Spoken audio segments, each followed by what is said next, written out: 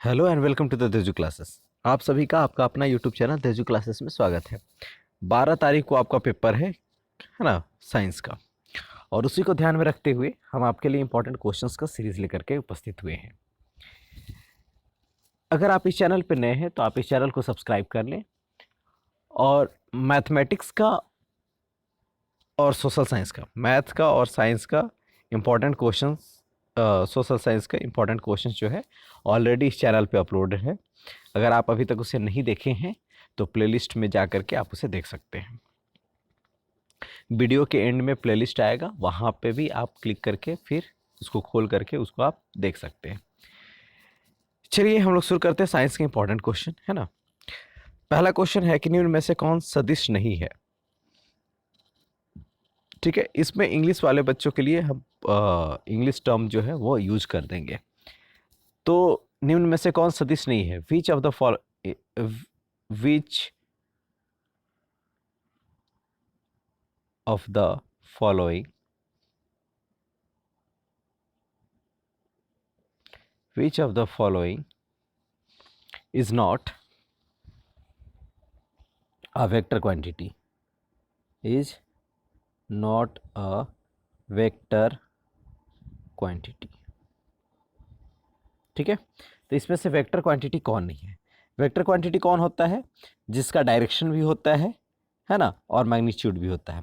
मतलब जिसका परिमाप भी होता है और दिशा भी होता है, वो कौन सी राशि होती है, सदिश राशि। तो विस्थापन क्या है, सदिश राशि है। त्वरण क्या है, सदिश राशि है। वेग क्या है, सदिश राशि है।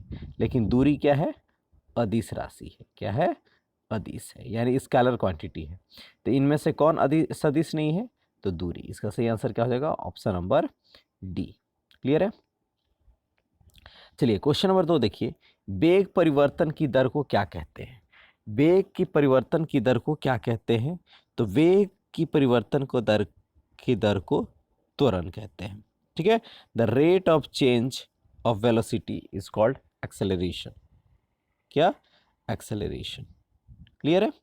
चलिए, तो दूसरा का सही आंसर क्या हो जाएगा, ऑप्शन नंबर बी, यानी त्वरण। ठीक। चलिए क्वेश्चन नंबर 3 देखिए, चाल और वेग का मात्रक होता है।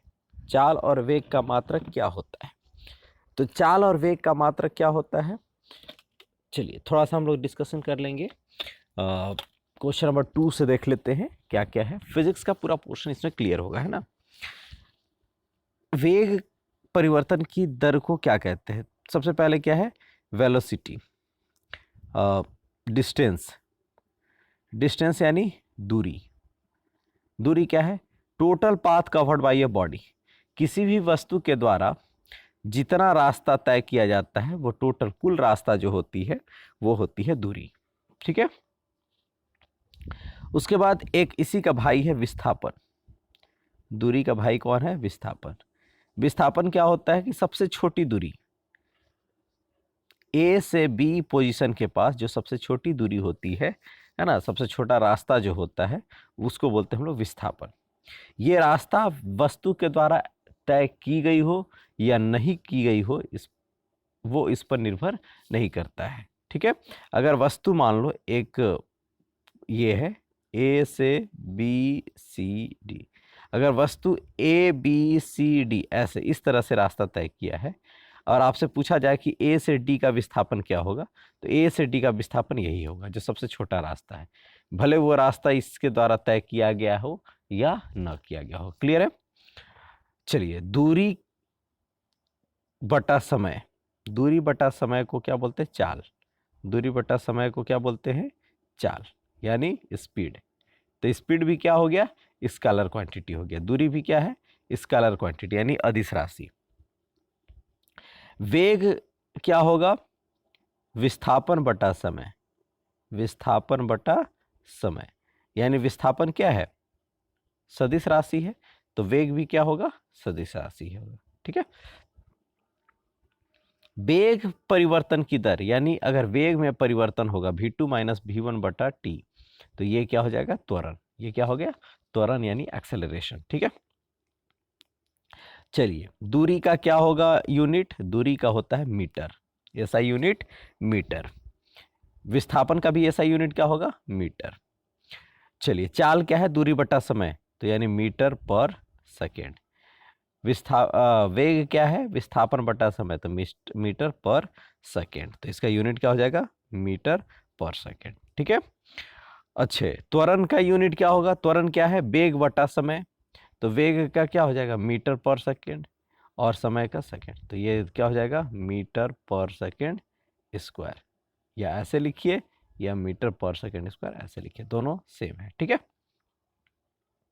चलिए, ओडोमीटर मापता है, ओडोमीटर जो है ना, ओडोमीटर क्या नापता है, तो ओडोमीटर नापता है दूरी, क्या नापता है, दूरी। स्पीडोमीटर एक रहता है, स्पीडोमीटर गाड़ी में लगा हुआ रहता है, स्पीडोमीटर क्या नापता है, चाल। ठीक है।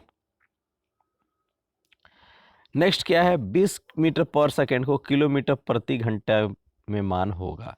ठीक है, तो 20 मीटर पर सेकेंड को आपको किस में चेंज करना है, किलोमीटर प्रति घंटा में, तो 20 है ना, अगर किलोमीटर प्रति घंटा को बदलना है आपको मीटर पर सेकेंड में, तो आप क्या करेंगे, 5/18 से गुना कर देंगे।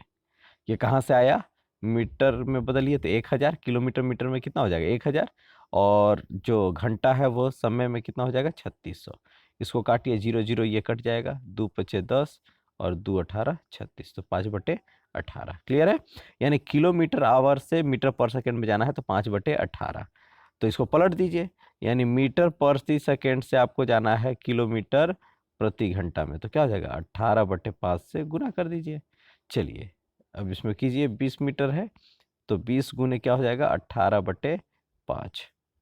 ठीक है, तो 5 चौके 20, तो क्या हो जाएगा, 18 चौ 72।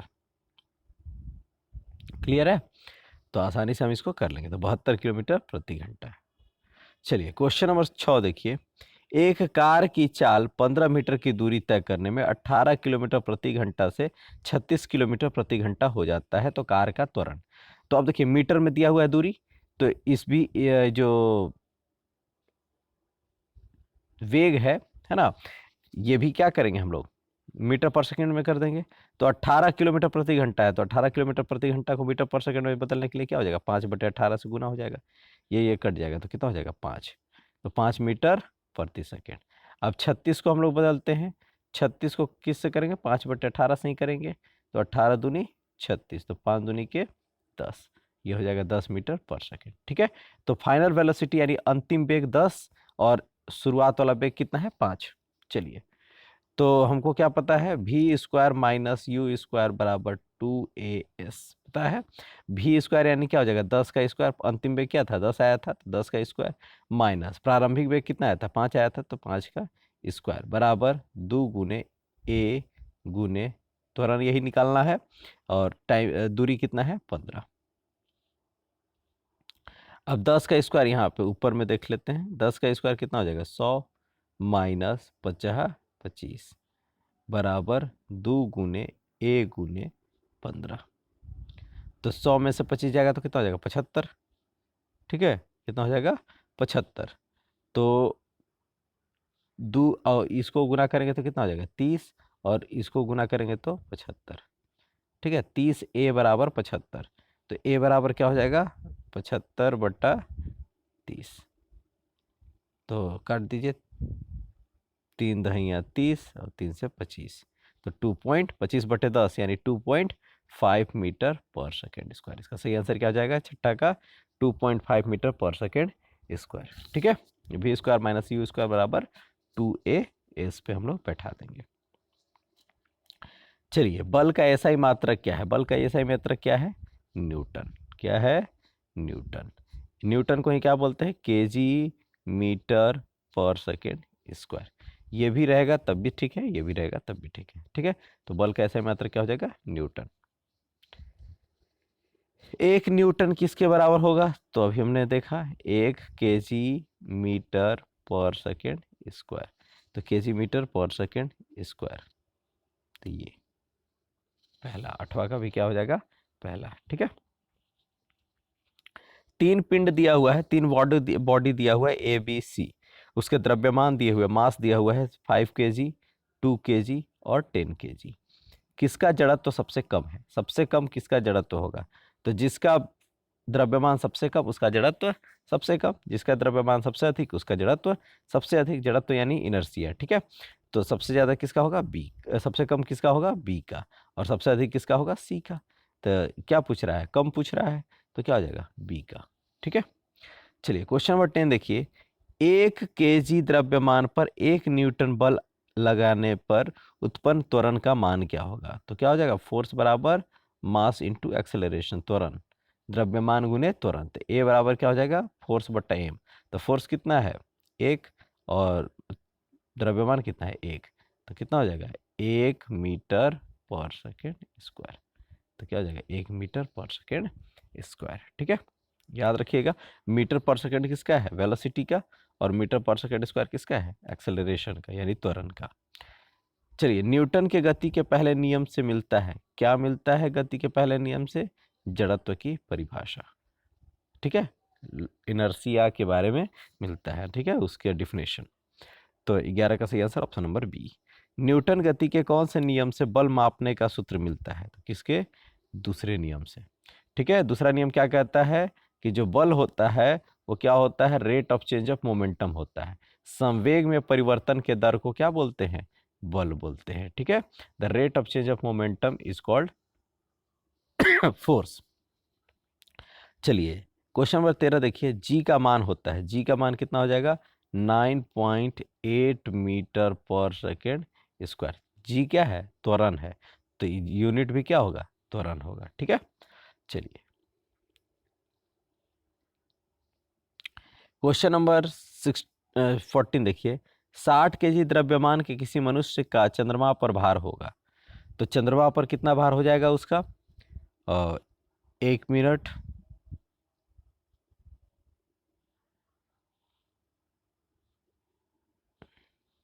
यहीं पे बना देते हैं।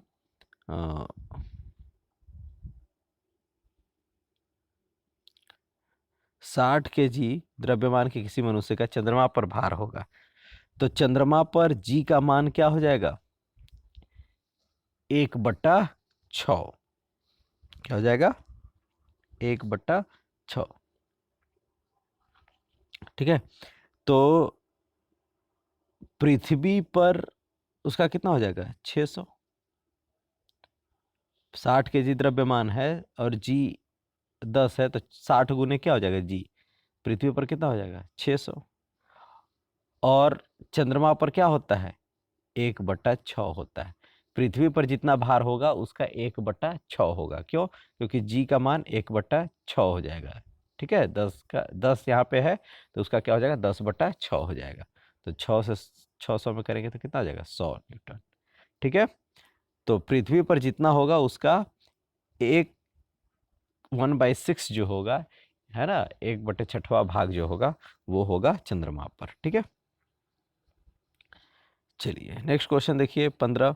शरबत बनाते समय पानी में चीनी मिलाने पर चीनी पानी में मिल जाता है, यह पदार्थ के कणों के किस गुण को दर्शाता है? ऑप्शन क्या है? पहला, पदार्थ के कणों के बीच रिक्त स्थान होता है, पदार्थ गतिशील होते हैं, पदार्थ चिकने और दूसरे को आकर्षित करते हैं, उपरोक्त सभी। तो क्या होगा? पदार्थ कणों के बीच रिक्त स्थान होता है, इसी को ये दर्शाता है। ठीक है, चलिए नेक्स्ट देखिए क्वेश्चन नंबर 16। निम्नलिखित में से कौन पदार्थ का उदाहरण है? पदार्थ क्या है? तो शीतल पेय। पदार्थ क्या होता है? वह कोई भी चीज जो कि क्या करता है? जगह घेरता है और जिसका कुछ न कुछ द्रव्यमान होता है। Anything which occupies space and has mass is called matter. ठीक है, चलिए क्वेश्चन नंबर 17 देखिए। दो विभिन्न पदार्थों के कणों का स्वतः मिलना क्या कहलाता है? स्वतः मिलना विसरण कहलाता है, डिफ्यूजन। क्या कहलाता है? डिफ्यूजन। ठीक है, intermixing of two different substances is called diffusion. चलिए क्वेश्चन नंबर 18। किसी तत्व के द्रव्यमान प्रति इकाई आयतन यानी मास पर यूनिट वॉल्यूम, तो ये क्या होता है? डेंसिटी। क्या होता है? डेंसिटी यानी घनत्व। तो 18 का सही answer option number A. Question number 19 देखिए। 2 ग्राम हाइड्रोजन 16 ग्राम ऑक्सीजन के साथ मिलकर के 18 ग्राम जल का निर्माण करता है। यानी 2 ग्राम इधर और 16, ये दोनों मिल करके कितना दिया 18। तो ये भी 18, ये भी 18। इसका मतलब क्या है, ये द्रव्यमान संरक्षण के नियम पर आधारित है, law of conservation of mass. ठीक है, चलिए नेक्स्ट, जल में हाइड्रोजन और ऑक्सीजन के द्रव्यमान का अनुपात सदैव 1:8 होता है। यह किस नियम को दर्शाता है? तो ये क्या है, स्थिर अनुपात का नियम, लॉ ऑफ कांस्टेंट प्रोपोर्शन। ठीक है, स्थिर अनुपात का नियम को ये क्या करता है, दर्शाता है। चलिए क्वेश्चन नंबर 21, परमाणु त्रिज्या को किस मात्रक से नापते हैं? तो परमाणु त्रिज्या को नैनोमीटर से। किससे? नैनोमीटर से। परमाणु द्रव्यमान को किस इकाई से नापते हैं? परमाणु द्रव्यमान किससे होता है? Atomic mass unit. ठीक है, यू से। चलिए क्वेश्चन नंबर 23 देखिए, किसी पदार्थ का सूक्ष्मतम कण जो स्वतंत्र रूप में रह सकता है क्या कहलाता है? तो किसी पदार्थ का सूक्ष्मतम कण अगर केवल इतना ही पूछे तब हो जाएगा परमाणु, लेकिन जो स्वतंत्र रूप में रह सकता है तो ये हो जाएगा अणु यानी मॉलिक्यूल। ठीक है, तो इसका सही आंसर क्या हो जाएगा? Option number B. चलिए क्वेश्चन नंबर 24 देखिए, जल की परमाणुकता होती कितनी है? जल की परमाणुकता कितनी है? तो जल की परमाणुकता क्या हो जाएगा? जल कितना हो जाएगा? जल का सूत्र H2O। तो देखो कि कितने इसमें एटम्स हैं, है ना, कितने परमाणु है। तो H का एगो है 2 और ऑक्सीजन का एगो है 1, तो टोटल कितना हो गया? 3। कितना हो गया? 3। तो इसका सही आंसर क्या हो जाएगा? Option number C 3। ठीक है, चलिए क्वेश्चन नंबर 25 देखिए, निम्नलिखित में से किस यौगिक की परमाणुकता 5 है? तो ammonia NH3, carbon dioxide CO2, calcium carbonate CaCO3 और जल H2O। अब देखो किसका 5 है, तो इसका कितना हो जाएगा? 4, इसका कितना हो जाएगा? 3, इसका कितना? 3, इसका 3, 4 और 1 5। तो किसका हो जाएगा? 5 किसका हो जाएगा? कैल्शियम कार्बोनेट का। ठीक है, क्वेश्चन नंबर 26 देखिए, कैल्शियम हाइड्रोक्साइड का सूत्र लिखिए। तो CaOH2। ठीक है, ये क्या होता है? बुझा हुआ चूना यानी स्लैक्ट लाइम है। ठीक है, चलिए नेक्स्ट, नाइट्रिक अम्ल का आणविक द्रव्यमान ज्ञात कीजिए। तो नाइट्रिक अम्ल का फॉर्मूला क्या होता है? HNO3। ठीक है, तो H का कितना हो जाएगा? 1, नाइट्रोजन का कितना हो जाएगा? 14 और ऑक्सीजन का कितना हो जाएगा? 16। तो 16 गुने 3, तो 16 तिया 48। तो 48 + 14 + 1 कितना हो जाएगा? 52, 62 और 1 63। ठीक है, इसका सही आंसर क्या हो जाएगा? ऑप्शन नंबर ए यानी 63। ठीक है, नेक्स्ट क्वेश्चन देखिए, कोशिका की खोज किसने की? तो कोशिका की खोज किसने की? रॉबर्ट हुक ने। ठीक है, चलिए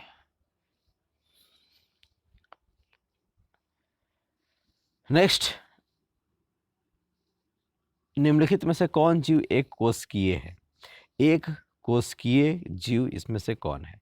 पैरामेशियम, कवक, आम, अंडाणु। इसका आंसर आप कमेंट सेक्शन में हमको देंगे। ठीक है, एक कोशिकीय जीव वह जीव जिसकी कोशिका क्या होती है? केवल एक होती है ना, उसको बोलते हैं एक कोशिकीय जीव। ठीक है, चलिए, पादप कोशिका की सबसे बाहरी परत क्या है? तो पादप कोशिका की सबसे बाहरी परत को क्या बोलते हैं? कोशिका भित्ति यानी सेल वॉल। ठीक है, कोशिका भित्ति किससे बनी होती है? तो सेलुलोज से। किससे बनी होती है? सेलुलोज से। चलिए क्वेश्चन नंबर 32 देखिए, कोशिका झिल्ली का कोशिका के बाहर से अपने भोजन तथा अन्य पदार्थ के ग्रहण करने की प्रक्रिया को क्या कहते हैं? तो इसको बोलते हैं इंडोसाइटोसिस। ठीक है, बाहर से अंदर की तरफ इंडोसाइटोसिस और अंदर से बाहर की तरफ एक्टोसाइटोसिस। ठीक है, चलिए, कोशिका में अनुवांशिक गुणों की सूचना कहाँ होती है? तो गुणसूत्र में। कहाँ होता है? गुणसूत्र में। कहाँ पे मौजूद होता है ये? केंद्रक में। ठीक है, लाइजोजोम्स कौन बनाता है? तो लाइजोजोम को कौन बनाता है? लाइजोजोम को बनाता है गोल्गी उपकरण। ठीक है, राइबोजोम्स कहाँ होते हैं? इंडोप्लाज्मिक रेक्टिक्यूलम, है ना। क्वेश्चन नंबर 35 देखिए, किसी विशेष कार्य को करने के लिए कोशिका एक विशेष समूह बनाती है, इस समूह को क्या कहते हैं? तो कोशिका मिल करके जो समूह बनाती है उसको क्या बोलते हैं? ऊतक यानी टिश्यू। ठीक है। क्वेश्चन नंबर 36 देखिए, तना के शीर्षस्थ भाग में कौन सा ऊतक पाया जाता है? तो कौन सा ऊतक होता है? शीर्षस्थ विभज्योतक। कौन सा होता है? विभज्योतक, है ना। यहाँ पे भी दे दिया, यहाँ पे भी दे दिया, तो आप ऑप्शन ए मारेंगे। ठीक है। चलिए क्वेश्चन नंबर 37 देखिए, पौधों में पत्तियों द्वारा बने हुए भोजन का संवहन पौधों के सभी भागों में कौन ऊतक करता है? तो कौन करता है? फ्लोएम। जल का कौन करता है? जाइलम। और खाना का कौन करता है? फ्लोएम। ठीक है। अस्थि एवं मांसपेशियों को जोड़ने वाली रचना है। तो अस्थि और मांसपेशियों को जोड़ने वाली रचना को क्या बोलते हैं? इसको बोलते हैं टेंडन, यानी कंडरा। ठीक है, हिंदी में कंडरा भी इसको बोलते हैं। ठीक है। लिगामेंट, बोन से बोन को, अस्थि को अस्थि के साथ तो क्या हो जाएगा? लिगामेंट यानी स्नायु। ठीक है। क्वेश्चन नंबर 39 देखिए, नारियल के रेशे में कौन सा ऊतक पाया जाता है? तो नारियल के रेशे में स्क्लेरन काइमा पाया जाता है। ये हार्ड होता है ना। तो नारियल के रेशा में कौन सा पाया जाता है? स्क्लेरन काइमा। ठीक है। अस्थि एक ऊतक है। अस्थि कैसा ऊतक है? तो संयोजी ऊतक, यानी कनेक्टिव टिश्यू है ना। बोन कैसा है? कनेक्टिव टिश्यू है। ठीक है। तो 40 का सही आंसर ऑप्शन नंबर ए। ये थे आपके 40 इंपॉर्टेंट क्वेश्चंस। आई होप आपको ये वीडियो अच्छा लगा होगा। मिलते हैं नेक्स्ट वीडियो में, नेक्स्ट टॉपिक के साथ, नेक्स्ट सब्जेक्ट के साथ। ठीक है। अगर आप इस चैनल पर नए हैं तो आप इस चैनल को सब्सक्राइब कर दें। Thank you for the watching.